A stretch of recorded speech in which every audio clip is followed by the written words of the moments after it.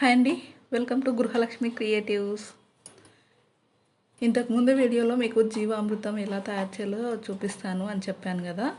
ఇవాళ అయితే చేస్తున్నాను. నేను జీవామృతం కోసం కొన్ని ఆకులు అయితే తెచ్చుకున్నాను. ఇక్కడ చూడండి, నేను ముందుగానే రోజు కూరగాయలు కట్ చేసిన ఉంటాయి కదా, కూరగాయలు కట్ చేసిన మిగిలినవి తొక్కలు అవి బకెట్లో వేసి నీళ్ళు వేసి పెట్టాను.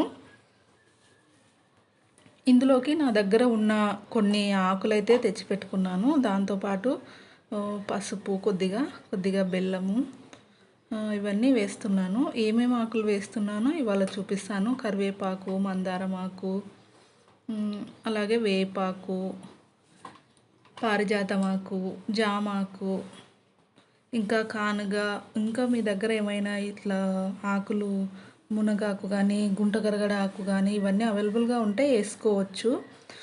దాంతోపాటు ఆవు మూత్రం కొంచెం వేస్తున్నాను. ఆవు మూత్రం, ఆవు పేడ కూడా వేసి మనకు ఎంత బకెట్ తీసుకుంటున్నామో దానికి తగ్గట్టు కొంచెం కొంచెం ఆకులు వేసి అందులో నీళ్ళు వేయాలి. నిండగా నీళ్ళు వేసి రోజుకు ఒకసారి అలా తిప్పుతూ ఉండాలి. ఒకే దిశలో తిప్పుతూ ఉండాలి.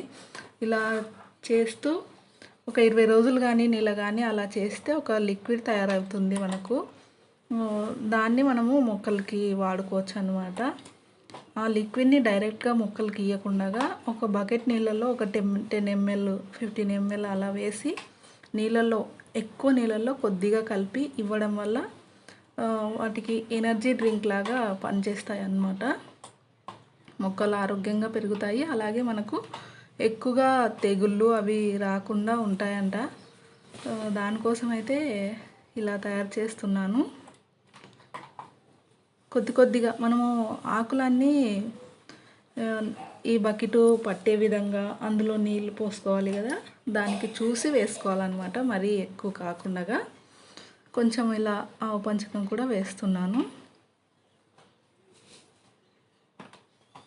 ఇవి వచ్చేసి అరటిపళ్ళు అనమాట. ఒక 10 or 15 days బ్యాక్ నేను ఇందులో అరటిపండు తొక్కలు వేసి నీళ్ళు వేసి పెట్టాను.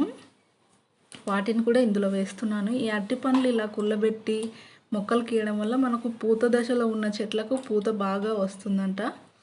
ఇలా అన్ని ఆకులు వేసిన తర్వాత నిండగా అయితే నీళ్ళు వేసి బాగా కలుపుకోవాలి. ఇలా ఇక్కడ నేను చూపిస్తున్నాను కదా, ఈ విధంగా కలుపుకోవాలి.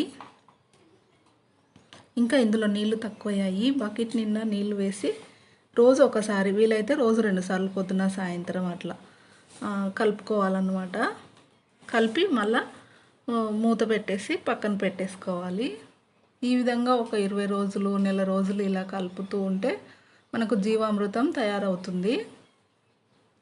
సో చూసారు కదా, జీవామృతం ఎలా తయారు చేసుకోవాలి, మొక్కలకి ఎలా వాడాలి అని చెప్పేసి.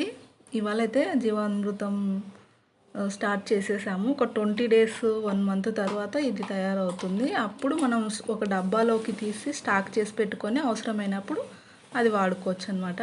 Please like, share, subscribe.